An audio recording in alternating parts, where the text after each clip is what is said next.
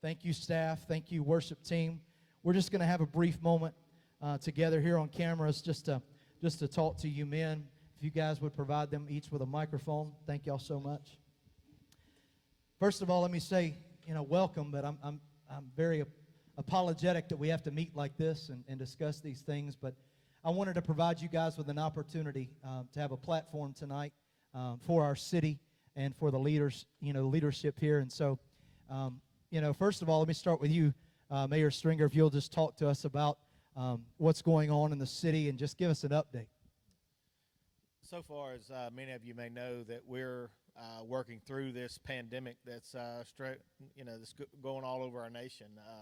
There's not a state that has not been touched by this, and the decisions that we're making as a mayor and council and as emergency response and emergency management group of our city is based on making decisions that are to protect the public and to protect our citizens. It's one of those that we're making decisions and we're putting those in place based on the fact that to try to prevent the spread of this pandemic. As we make these decisions and we shut down Little League Baseball and we shut down Little League Soccer and we shut down our parks and our recreation, as the decision was made to shut down our schools, this is going to require a response from the community, and it's going to require responsibility from the community. And when I say that, they didn't shut the schools down to extend spring break by 2 weeks. They shut the schools down, and the actions that we've taken as a city is done in an effort to minimize the spread of this disease and the overwhelming of the healthcare system that everybody is seeing going on in our nation at this time.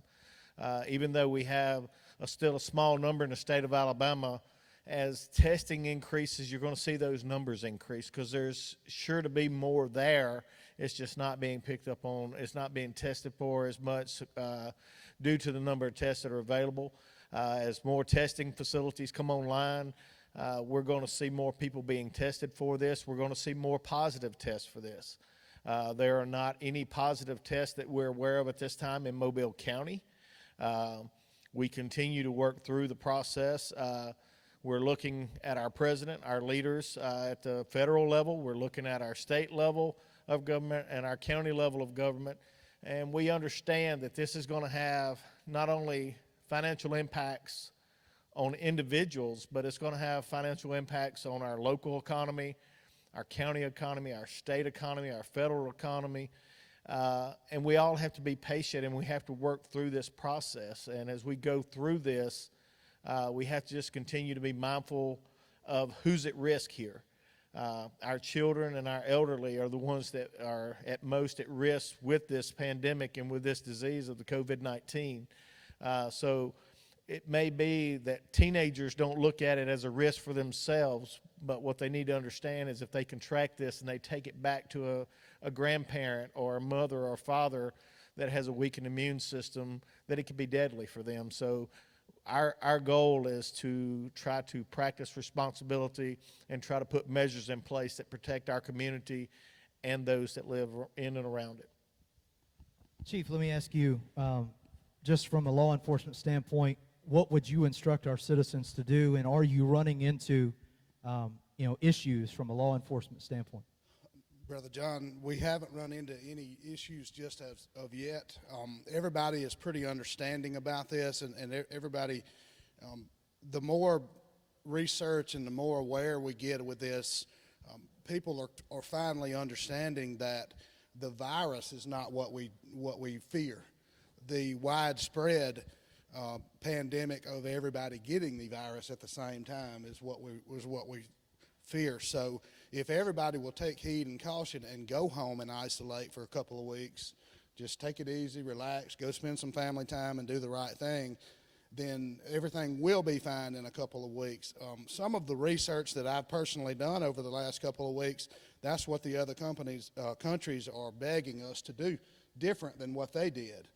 China and Italy both said that they isolated and they quarantined after the virus was spread. Well, that didn't fix anything. That leveled the playing out for them, but it didn't decline it. So what we want to do is we're ahead. We're a couple of weeks ahead of this thing, so now we've got to take the initiative to go do the right thing, go do what people have instructed us to do. Be responsible enough, like the mayor said, to just understand. Don't question. Don't have to be the one to question everything. Just do what you're told to do. We wouldn't make these decisions off of a knee-jerk reaction. Every bit of it has been painstaking for the three of us and many other leaders that have made these decisions. We've upset, like the mayor said, baseball and soccer and everything that's normal for us, and we've had to juggle that and deal with it, and it's heartbreak for us just as well as it is everybody else. But what we do want everybody to do is just understand the seriousness of this. And there again, the virus is not the seriousness. The isolation to keep everybody from getting the virus. I heard one of the CDC doctors a couple of nights ago make this analogy, and it really resonated with me. He said that if 1 million people got a broke leg at the same time, then there are not enough medical resources in America to fix those broken legs, all million of those broken legs at the same time. So it's not the virus that we're really scared of. It's just the widespreadness of it. Everybody get it at the same time. So I want to pass on that education to people, because there's so many people that are out there and in the public and just saying, well, it's no worse than the flu, and it's no worse than this or that. And that's just a shallow answer. They need to look a little bit deeper and do what we're asking them to do and go isolate, and let's try to work through this in a couple of weeks. And then look, in a month, and we look back on this, and we'll be appreciative that we took heed to caution and we did things the right way. We won't end up like Italy, where we lost a large portion of the population. So, right. Yeah. Chief Simonson, as far as emergency response, I mean, you work with the rescue side of things as well. Are there any things that the citizens can do outside of just what the president's told? But are you seeing anything? Are you hearing anything from EMT personnel? Anything that you can do to share with the citizens that are watching this? One thing is, the main thing is the same message that Jason and Chief has already talked about, was the quarantine, staying indoors. One thing I would ask anyone that's feeling ill, please, if you call 911 or call your healthcare provider, be open and honest with them. Tell them everything that's going on, because the people that are coming to help you or assist you are citizens also, somewhere. If not in Citronelle, wherever they live, they've got families to go home to also, and the same rules apply for them. If they're exposed to the virus, the quarantine, everything goes into effect. So it's a snowball effect in EMS also. If we start to expose our responders to this and they get quarantined for 14 days, there's only so many of those people to go around also. Chief, I'll go back to you. Well, actually, the mayor, I'll go back to you first. You mentioned a while ago that, and it's such I think, an accurate statement, that this is not an additional spring break. When kids are out of school and they're told that they're out, they have that sense of freedom. As a parent, what would you say to parents and how to advise them in making the decisions to make sure that they don't take advantage of an extended spring break? Just give your words. As a parent, but also as the mayor, I would say that, take heed to what's going on around you. As a first responder, but also as the mayor, I see this on a day-to-day basis, and I understand that, when people are when kids are out of school, that they want to go do and they want to enjoy their freedoms.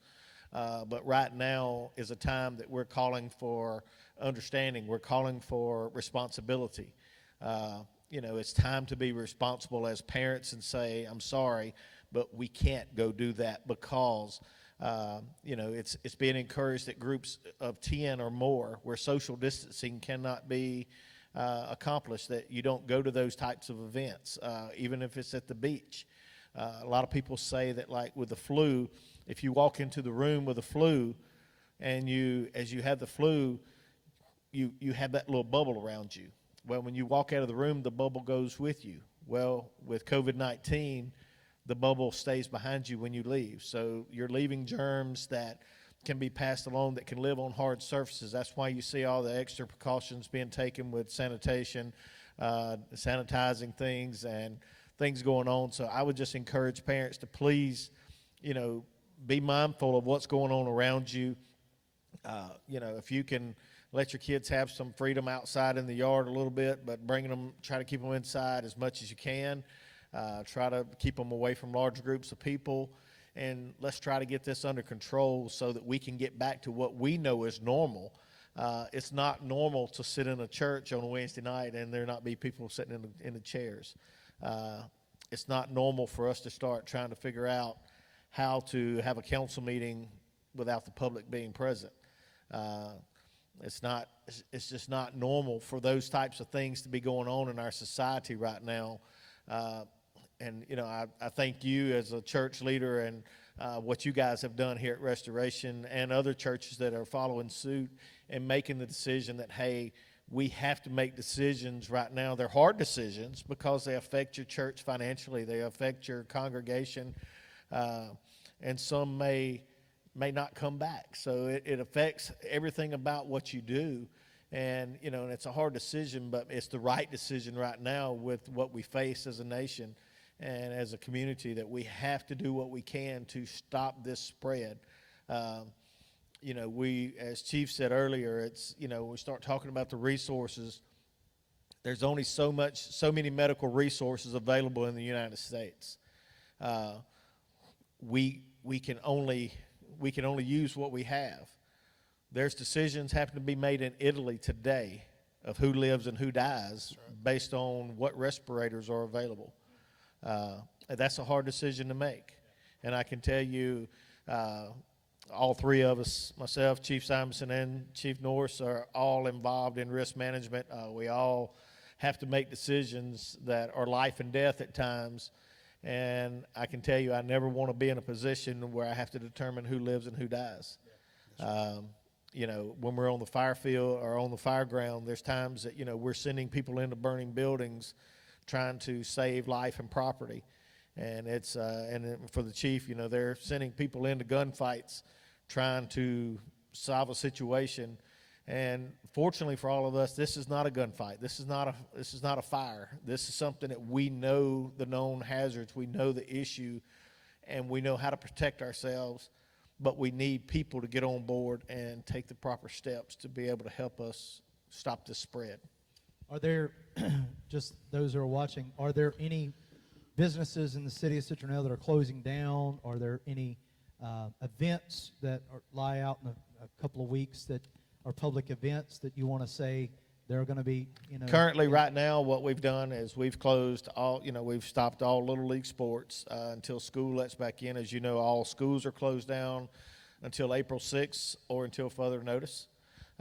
We've canceled any events that any of our rented buildings, whether it be the community center, the recreation building, or the Mill Creek Clubhouse. But anywhere there may be a gathering that has more than 10 people, we've canceled those events. We're refunding the people that have paid money for those venues. And we have Surrender Oak Festival that is on the horizon in May, scheduled for May 2nd.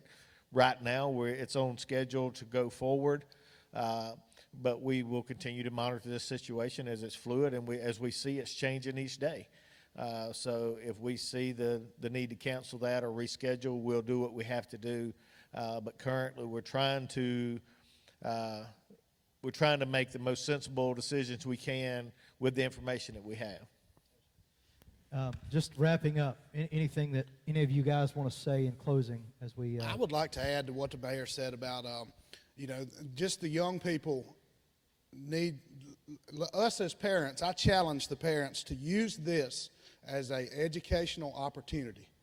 Call your kids together, sit down in the kitchen at the dining room table, and explain to them what's going on. And I don't care if they're 2 years old or 20 years old, because I've just done it myself. I've got a 14-year-old son and an 18-year-old daughter, and so my daughter is about 6 weeks from graduation, and this has basically wiped out her senior year. So she's heartbroken over it, and with her being heartbroken, I'm heartbroken. So use this as a training tool, as an educational opportunity, and explain to them how important it is to band together as a community, band together as a society, and do the right things. Explain to them the responsibility that's in this. Like the mayor said, don't let them just run wild and not know what's going on. Use this as a training opportunity for life, and that's what I explained to Lily last night. This is setting you up for life. Nothing in life is going to be exactly like you want it to, and you may plan your life a year in advance, and it may not work out 3 days in advance. So you got to be able to adapt and overcome. You got to be able to take orders from someone else. When somebody tells you to do something, just do it. Don't ask why, and know that it's being done for your best benefit. That's good. That's good. Chief, Mayor, y'all have any closing comment? Yeah, just like Mayor and Chief were saying about the closing of events, canceling of events, people wanting to get their life back to normal. If we follow the quarantine rules, follow what's being put out by the emergency management, the professionals, the doctors, the CDC, if everybody would adhere to those rules, the quicker we'll get through this. We're going to get through it. The only question is when. So if everybody would follow the rules set forth and try to follow the plan, we'll get back to normal. Mayor, you got any closing words? Yeah, the only thing I would say is that, as we go through this, I know this past Sunday the president called for a day of prayer. And, all of our communities need to be in prayer over this. It's you don't realize the freedoms you have on a day-to-day basis until they're not there. And I've heard a lot of people say that look how quick a country can be manipulated, and I don't look at this as our country's being manipulated. I look at it as our country's trying to be protected, and I look at it as a society. We have got so used to our freedoms and being able to do what we want to do that when somebody wants to change that way of life for us, even if it's for our best interest, we don't always look at it in that light. So we should choose to look at it as that people have the best intentions for us, and that we should try to understand that this message that is being passed down from us from the federal government all the way down to your local leaders is trying to protect you and your family, and to make sure that we get through this in a quick as possible so that we can get back to what we know is life and get back to what's known as normal. But we all need to pray right now for each other, those that are sick, those that may become sick, and those that are having to deal with the sick. There's a lot of healthcare workers out there that are putting in a lot of hours right now that are taking care of people that are potentially taking a risk of taking something home to their family. That's right. So be in prayer for those guys as they're going through this, but be in prayer for everybody that has to make a decision that's related to this. If anyone has a concern of anything that's going on in the city, whether it be police, fire, just give some telephone numbers, ways to contact. Please call the police department 24 hours a day, 24-hour operation. The police department is still, we don't close the door and go home. It's going to be there. The fire's the same way. If you need us, call us out. Us three personally, if you need any of the three of us personally, you make one phone call and we'll be standing there waiting on you. Any questions come up in the future, call the police department, ask me directly, we'll get you an answer. And Brother John, one other thing, this community is powerful. This community in Citronelle is powerful, and they band together and bond together better than any place I've been in my career. And now's the time. Now's the time. We got to come together. We got to do the right thing. We got to back each other. We got to support each other and pray for each other, and we'll get through this. Well, guys, thanks for tuning in tonight. I just wanted to take an opportunity for these guys just to really speak to you. We are one city that just, I believe, can be a shining light. It's a small-knit community, but we can shine bright to others, and they can watch and see as an example of how we follow through things in suit. And I do want to echo what these guys are saying. Support them. I echo their sentiments. We need to support our leaders. We may not agree with every decision they make. We may argue, we may feel bad about it or discouraged or whatever, but we cannot let emotions come into play here. We just need to honor and respect our people that we elect to put in position to do their job and we need to pray that they will do it to the best of their ability, and I believe we're in great hands. So thank you guys for being here with us tonight. Thanks for tuning in. God bless you all, and we love you.